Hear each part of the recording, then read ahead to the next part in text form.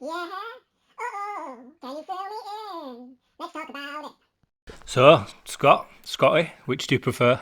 I'm either or. Whatever's More used to easiest. Scotty than Scotty. Yeah? Probably, Okay, so I've asked you to come on because it'd be good to have a talk to you about sort of you being 18-year-old, growing up in 2020, the difference between what it was like for me and what it was like for you, and sort of the stuff you're doing now, the decisions you're making. So I guess the best place to start is high school.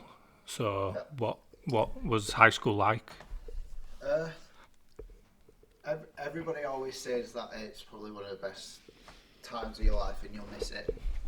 And I can see that sometimes. There's certain elements of it that, I do think I miss, like certain classes, and you spend a lot of time with like your mates and stuff in different classrooms, and it is enjoyable, but it's hard as well.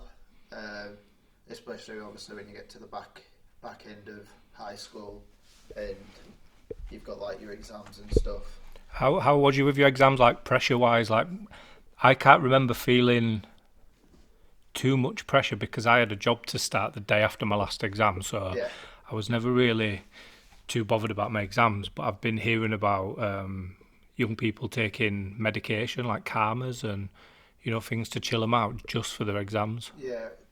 Well, personally, like it didn't really faze me that much. Like I was really chilled out about it because I knew that I'd worked hard throughout the last So it was more of a 5 years. confidence than a not really bothered. Yeah, because obviously I knew that I'd done whatever I could, and no matter what happened, I'd try my best. So whatever the outcome was, shows really. Yeah. Okay. So what other things do you miss? Like, do you still speak to some of the people you went to school with? Yeah, they're some of my closest mates. Like there's probably about 3 or 4 that I still speak to that I'm still close with now. Like they've become like my best mates, and I don't see anything changing about that really. Right. So what, like actual school? So did you have like we had the guys who played football, and then there was like people who smoked who'd be like at the opposite end of the playground. Did you have like different groups of? Yeah, you, they're probably not as distinct as that are. They're not categorised as that anymore. You have your groups, like you probably have like your sort of more popular people who everybody knows and stuff, and then you sounds harsh, but we just call them like you'd have like your geek sort of thing, and then you'd have like your emo groups and stuff Yeah. like that. I shied away from saying geek group because I don't know if any of them will hear this or not and know that they were part of that group. Oh gosh, so it does sound quite similar. So when you was in high school, when did people start talking to you about what you want to do after? Uh, I think it's probably about year 9. So when you start discussing your options and stuff, because obviously your options are something that you want to do. So potentially it's something you want to further. Um, like one of my options were PE. So I know full well that PE is something I wanted to go down in college and stuff. So yeah, it's probably about year 9, and you start getting like your careers meetings, and you start looking at work experience and stuff. So then it becomes a lot more real that And at that point, what is it that you wanted to do? Um, I've always said, to be fair, that I want to be a PE teacher. Um, And how long have you sort of wanted to do that? Probably as long as I can remember, to be honest. Right. I I love sport, like any sport. I love it. So being able to be in an environment where I can just do sport every day and teach other people, it's ideal, really. Right. And so you say you love sports. So what do you do? I know you've got sort of links with cricket, football, rugby. Yeah. Well, currently I play football and cricket. Like you said, I used to play rugby as well. So, but I do like to think I'm capable of having a go at every sport. To be fair, so So do you think you're more like your Uncle Phil when it comes to sport, or more like your Auntie Alicia? Like, are you actually good at sport, or do you just talk about being good at sport? I'd like to think I'm actually good at sport. So more like your Uncle Phil and Yeah. yeah. All right, I just wanted to get that out there. Okay. She won't be happy about that. So what? Obviously, the work I do, I work with sort of young people your age and a lot younger around drugs and alcohol. And is that something that you've ever been introduced to or been around, or do you know people that are doing it that's your age? Well, it's never been something that I've thought of doing. I've always been like dead into my sport, and it's something that I enjoy doing. So I'd never want to do anything that would like jeopardise that. But I've been in situations where there's people around me doing stuff like that, but it's just never really fazed me, to be honest, because I'm just so keen on like being active and playing sport and stuff that it's just never really bothered me. Okay.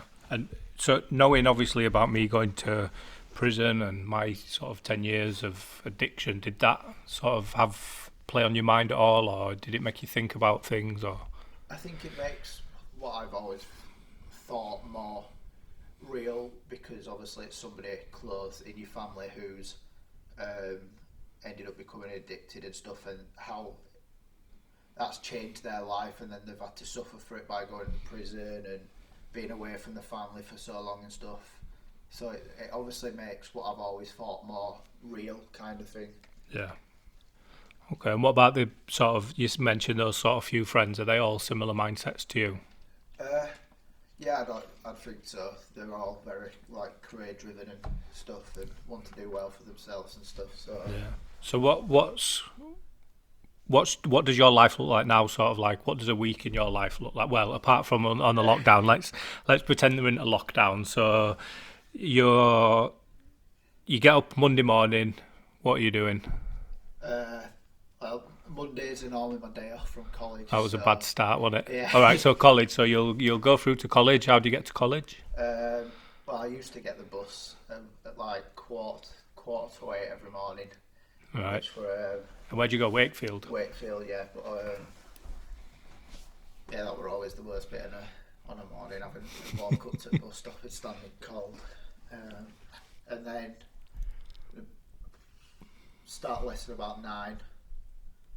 And then, depending what day it is, you probably have an hour or so in lesson, and then you'd have a little break, and then another hour or so in lesson, and then a lunch break, and then last lesson, and I'd probably be home for about 3 o'clock. So Is it on a bus? Probably about 5 o'clock. yeah, with the way the buses are, there'd be 20 past the hour, so I'd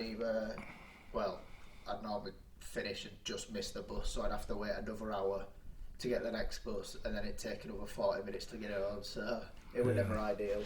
So you passed your driving test Yeah, first time.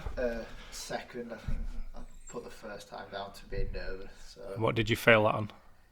I can't remember, to be honest. It were just Little little things. that were really annoying, like my gears and Right. stuff like that, but obviously managed to correct it. So And what made you want to learn to drive at sort of 17? I don't know, it was just always something that I wanted to. As soon as I was 17, I was like, right, I want to start my driving lessons and stuff, just because I knew like the freedom that you get with it. Like if you get a car and stuff, you can just literally go off and do your own thing, and you don't have to rely on people and stuff like that. And like college, I don't have to get up as early, and I can make my own way there, and then I'm not waiting for the bus to get home and stuff. And I do other things as well, like refereeing and stuff, and it just mean buses had let me down, or you'd have to wait longer for buses and stuff, and it was just annoying. And I thought, you know, if I can go out and pass my test and get a car, my life's going to be so much easier than what it is now waiting for buses. Yeah, the problem that I find is like you've grown up on a council estate. Well, you grew up in Scotland actually, didn't you? Yeah. And then you moved back from Scotland, and you know we've always lived on council estates. You've lived in 4 different houses in Leeds, I think it is. Yeah, a few in Edinburgh as well. Yeah. So you've sort of not settled too much. I mean, like the places in Leeds are all close together, so Yeah. you keep the same sort of school and friends. But I work with so many people who just have no aspirations to want to do anything. Like passing a driving test seems like something adults do, and it's like, but Yeah. you when you're 17, 18, you're an adult, and these are the possibilities and the opportunities, and it's annoying that some people can't imagine life outside of that council estate. Yeah. You know, not that there's anything wrong. Like I've always said, I couldn't imagine moving away from Beeston, but there's so much more stuff to do outside. You can always come back to what you'd call home. But yeah, so where's that motivation come from to want to sort of do more? I'm not sure. I've always been somebody who wants to be out doing things and stuff.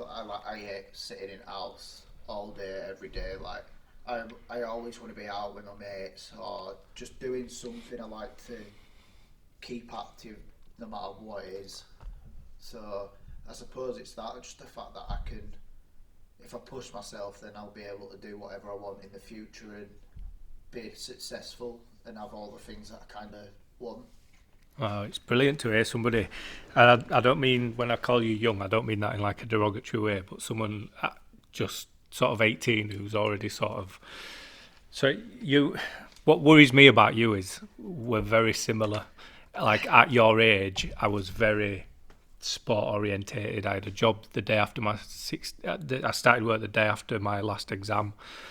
I did a printing apprenticeship because my mum told me I needed a trade. I worked for £1.57 an hour. I used to pedal a BMX to Bramley on every day and back. So I'd work 37 hours a week and get paid 60 quid for a week. So it was tough, but it's what I needed to do. You know, I was told that I need a trade, and then after a year, I didn't get a pay rise. I turned 17, I didn't get a pay rise, and I wasn't being taught anything. So I left there, moved to a shop in White Rose, and then the security kept coming and saying, "Oh, you should come and do this." And I've just always sort of, someone says, "Why don't you do this as a job?" Just as like an in between, like the hotel.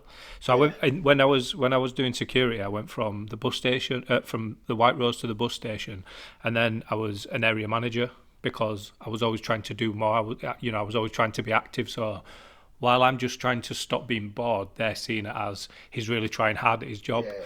Same with the hotel. I was a manager within 6 months with no experience because once I'd learned reception, I wanted to learn housekeeping, and then I wanted to learn the restaurant. So it was just sort of like that need to, want to do more. But then showing off with my friends, playing football, jumped off a motorbike. And the idea was to just sort of pop off the back of the bike and like, ta-da! That was a plan. And if that plan would have worked, that would have been like the best entrance you could imagine.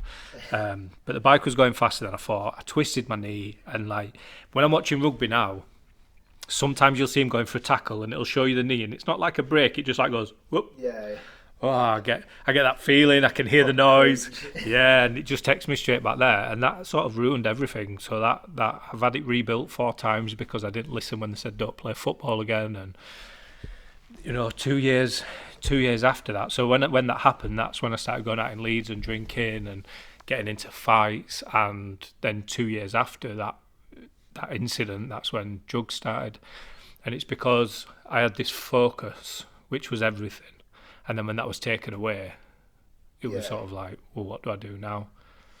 So basically what I'm saying is don't jump off a motorbike. Yeah, I'm still not sure why you'd think that. So you've obviously got more common sense than me. But do you understand what I'm saying? It's like a worry that everything in your life revolves around sport. And what if ever there was something that happened where sport wasn't an option anymore? I mean, I think obviously a couple of years ago, I broke my leg playing football, and that was probably one of the hardest things for me personally that I've gone through, because from being someone who literally plays sport like every day and goes out and stuff, to literally being bedbound for like 6 months or whatever it were awful. And I found it hard because I didn't know if I'd be able to get back to how I used to be and how long I'd go to the doctors and stuff. I'd be like, hey, it's another couple more weeks, and I was just sick of it, and I just wanted to be able to go out. And obviously you see your mates doing stuff the worst thing was it was the last game of the season, and then it was like summer and stuff, and it was lovely. And Ah, no way. all my mates are going out, and I'm just stuck in garden at the most. Yeah. So, I mean, I suppose I had everything sport-wise take away from me then, but I do see where you're coming from in the future, I suppose. Yeah, it's just being aware of it. I mean, obviously with Dan, so Yeah. you know what happened to him. He had they found a brain tumor. He's had, I think it's 4 now removed. Yeah. And you know, he was playing basketball and football, and then in his sports days and PE lessons, he was told he wasn't allowed to contribute. He just had to sort of sit and watch and stuff. So, and that was obviously no fault of his own. It was just sort of like a. How did that have an effect on sort of your focus? Because obviously all the attention, rightly so, would have been focused on Dan and sort of his recovery and stuff. Yeah, it was hard sometimes, like obviously going to school sometimes, or even something like doing homework and stuff, you know, when like obviously like your brother's in hospital and Yeah. he needs a lot more care and attention at home, and he needs help walking up and down stairs and stuff, so your mind's constantly elsewhere and you're checking up on him as well just to make sure he's okay and stuff, so it's hard, and I would say it diverts your attention a little bit, and you forget about a lot of the things that you should probably also be focusing on.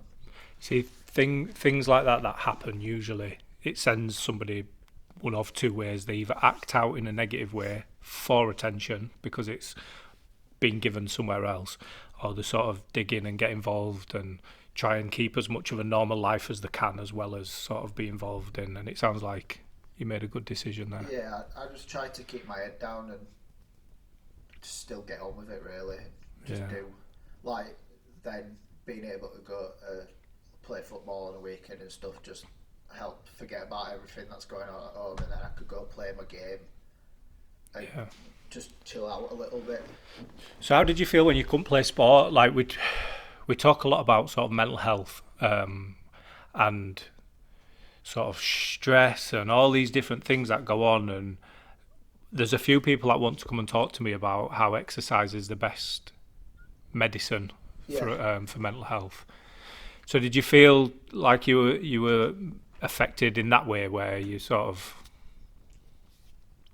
I feel like probably a little bit, because like I said, obviously you go from being able to do whatever you want and playing sport every weekend and stuff to literally being stuck in your room in a cast and not being able to do anything you want to do. And it does have an effect, obviously, when you're used to it and that's what you enjoy, and it literally you can't do anything about it. It's makes you awful. appreciate things more, doesn't it? It's like now we used to do a lot of inline skating when we were little, like skate park and, you know, jumping down stairs and sliding down rails and stuff like that. And someone added me to a Facebook group, and it's all people my age that used to do it that have started doing it again. And I'm just like, I've got a pair of skates at home, and I keep thinking like, maybe I could just do it. Maybe my knee will be fine. And like, I hurt my back when I was in prison quite badly, and it's okay on a daily basis. Like, I've got used to that weird pain that's always there. But then sometimes, like when we go watch Leeds Rhinos, if I'm just stood for a while, it really aches. So I've got to, like, you know, stretch my legs, and I've got to do all these things to try and sort of stretch it out. But because that's not all the time, I always just think, oh, well, it could be all right. Yeah. But I've just got to remember that, you know, I'm 36 years old now. I shouldn't be going out sliding down rails on skates and things like that. But when they post the videos, I'm really, really tempted. Like, it just draws you in. Yeah, and you want to go. So I did it a few years ago when I bought them skates, and we went to a skate park in Liverpool called Rampworks. So there's a bit where it's sort of like a full. It's called a mini, but it's sort of like a big vert, but it's sort of only so high. Yeah. And then there's a bit of flat on the top, and then it drops down this side again. So I was like, I'm going to come down this side, go through the air, and then just land into that side. And everyone's like, you won't make it. So it's like, I'm going to do it. And I kept doing it. I was just clipping the top and then going in and just clipping the top. And then I finally did it. I've just thrown myself down one side. I went through the air, grabbed my feet, put my arm up in the air. I soared through the air, landed into it, and I was so excited. And when I looked up, there was another short ramp in front of me, so I hit that, and then I was sort of like this in the air, landed, whacked my leg, and I was like, I'm done. So I managed to do it, but it had like comical effect. If there was CCTV in there, that would have looked amazing, because it was just like a really short, sharp ramp. So as soon as I've landed and looked up, I've just hit that, and I've just gone like this through air. Oh, it was awful. Try getting it and put it on like YouTube or something. I wish I'd have had like a GoPro, or all you'd have seen were my arms like this. It were a while ago, but when Dan used to be into his scooters and stuff, I know we'd been to like a few skate parks before and stuff, and you were on like your skates and whatnot. Yeah, I do. I miss it. And there's people that message me and be like, yeah, we should definitely go again. And then when it's people who you used to skate with, it feels like, well, if it were football lads, you'd catch up and go like have a beer or something. So why shouldn't we do it? But I need to be more strict with myself and realise that that's not something I could do anymore. Be a bit more sensible. So what about other hobbies? Your music? Yeah. So you're learning to play guitar? I've tried to whilst we've been in lockdown. Yeah. Just How are you learning? Are you using YouTube or? I'm just looking at songs that I like and then looking at like chords and stuff, and then just trying to copy the chords and stuff purely through like diagrams or YouTube. Like literally just thought, because I'm sick of just doing the same thing every day, I thought I'd try something a little bit different, because I also sing. Like I did a lot of that through high school and stuff, so Yeah, you had a little band, didn't you? yeah. Didn't you sing at the O2? First Direct. First Direct Arena.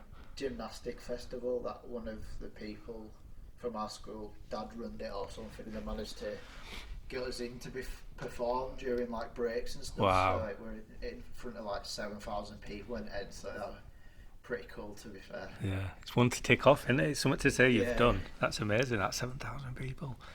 I think 500 is probably the most I've ever performed in front of, so I couldn't imagine Yeah, 7,000. quite weird, but it helped because it were a big gymnastics thing. So like the main stage was just like a massive mat and stuff, and then there were just like us at the side of it, like little band, a few school kids just playing Oasis and whatnot. So And how old were you then?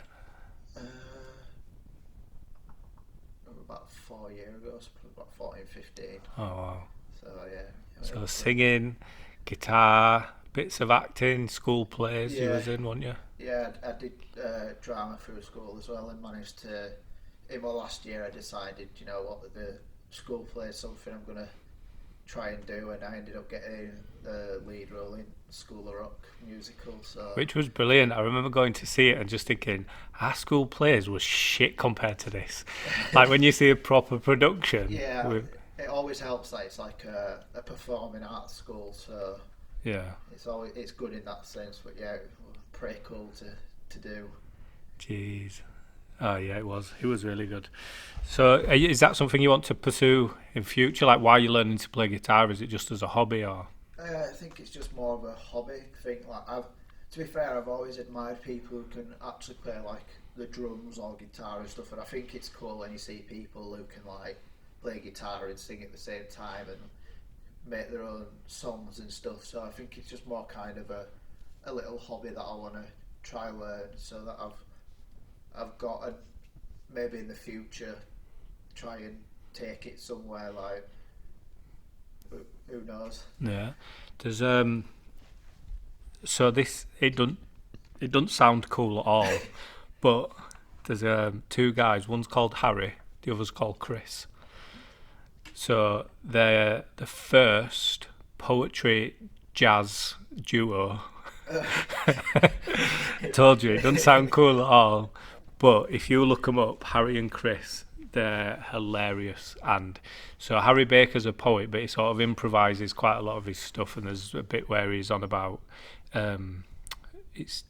working 9 to 5 or 5 to 9, I can't remember which one it is, and they're on about when you're a poet or a musician and you go get your hair cut and they're cutting your hair, like, oh, so what do you do? And you're like, oh, I'm a poet. Like, yeah, but what do you do for money? Like, this is what I do for money. And it's that sort of but in that bit, they both do their own little bit, you know, they bounce back between each other, and Chris is playing guitar and singing, and Harry's doing sort of like, it's poetry, but it's sort of like in a rap sort of way. Yeah. And then if you imagine both of them doing like their own bit, and then it gets to that bit, but what do you do for money? And then they both literally just go, oh, well, you know, the thing is, you know, I've got bills to pay, but there's two of them doing it at the same time. It's hilarious, you know, the way that they sort of bounce off each other. Yeah. And it's poetry and jazz music, but it's absolutely brilliant. It is quite, like when we went to see him, it was like full of students.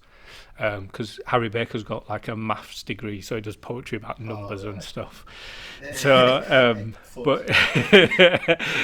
but them two together are absolutely brilliant. Yeah. And I think when it's like that, like Harry's not a brilliant rapper, but when you're doing it in a comedy sort of way, it works. Yeah. Do you know what I mean? So there's all sorts of ways that you can sort of learn one little thing, but then be creative with sort of how you deliver it or what have you. So what are you doing? How do you pay for your car? What are you doing work-wise? So I managed to. Well, firstly, I had like a job for about a year at Headingley Stadium, just working like taking people's food to them and stuff. Or is this when you have like the conferences?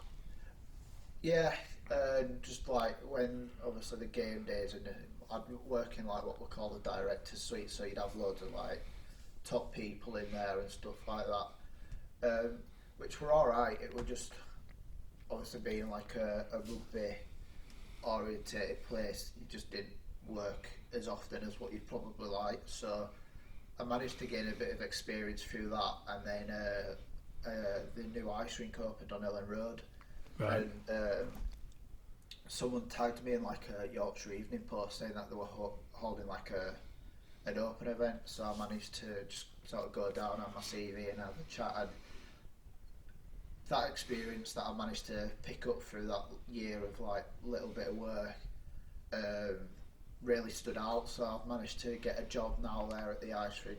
So that's been open since January, and then my mum's manager at a pub, so I also, when I'm like not working on a weekend at the ice rink, I'll go help out behind the bar there, so just so I can obviously cover my insurance and stuff like that. Busy. Yeah. Well, not so busy when the ice rink's shut. No. So how long was it open before it got shut? So it opened, I think it was like the 31st of January, so probably only about 2 months, if that. Wow. And things were just starting to settle and get in place and stuff, and they started having the ice hockey games at home and stuff. I And really, really want to go see one. The only experience I've got of ice hockey, there used to be a game on the Mega Drive. You won't remember a Mega Drive. It's like a really old computer. It had A, B, and C, and a directional pad. That was it. You had 3 buttons. yeah, I'm sure it was 3 buttons. I'm pretty sure it was 3 buttons. And you'd be playing, and then at some point, if you fouled someone, you'd just grab hold of each other, and the camera would zoom in, and you'd just sort of, you'd be holding them and they'd be holding you, and it was just like this, and you'd just start punching each First other. before.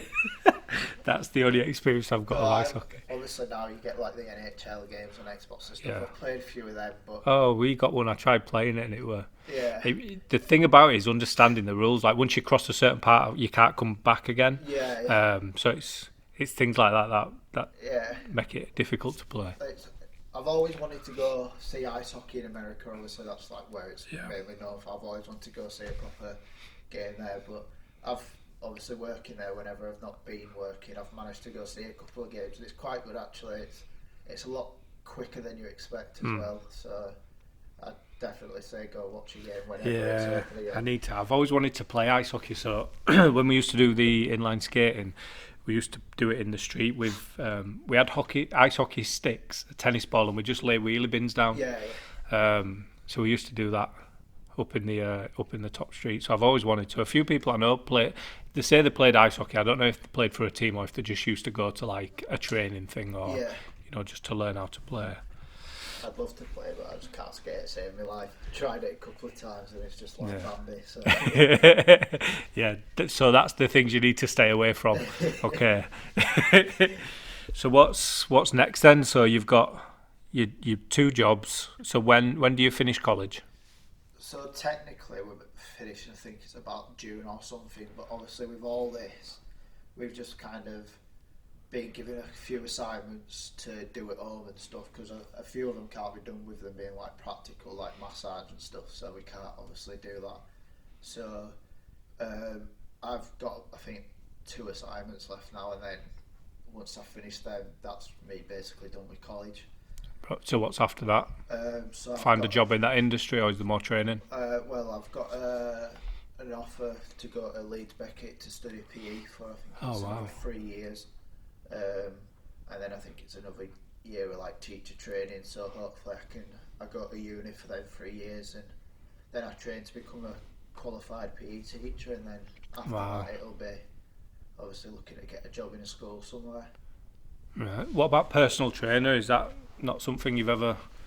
Is it always been PE teacher? Yeah, it's always been PE teacher. Like, we've learned obviously about personal trainers and stuff, but I don't like the nutritional side and stuff like that. Just bores me. Like, I hate nutrition.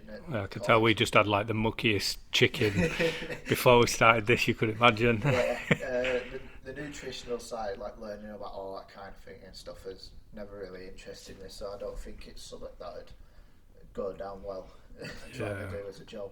So did you have a good PE teacher when you was in high school? I had a few, to be fair. They were all like good teachers, and I think obviously because I'm passionate and enjoy sports, they could see that, so it were a lot easier to get on with like my PE teachers and stuff. So I would say I had a good couple of PE teachers at school, and then obviously Robbie is a PE teacher as well. So Yeah, that's why I asked you how long you'd been sort of wanting to do it, so that he can't take credit. sort of credit for it, because you wanted to do it before he came along. Yeah, it's all bragging rights, isn't it?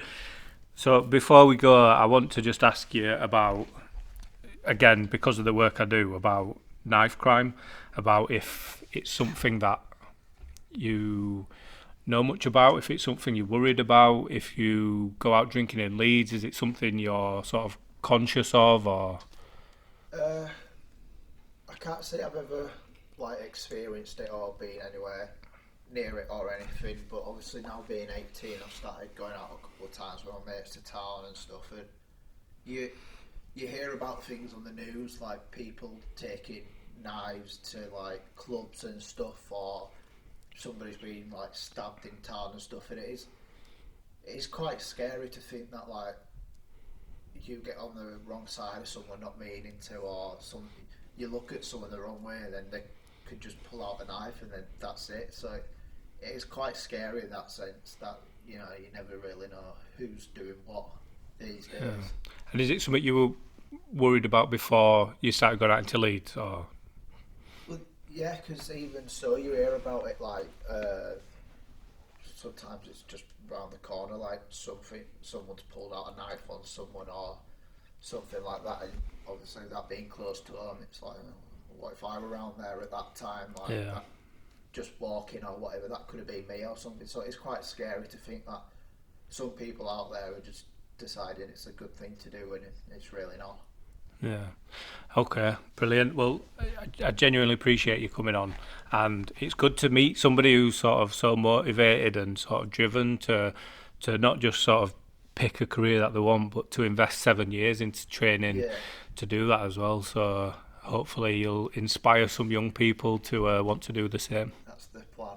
Yeah, brilliant. Thank you very much, mate. Thank you.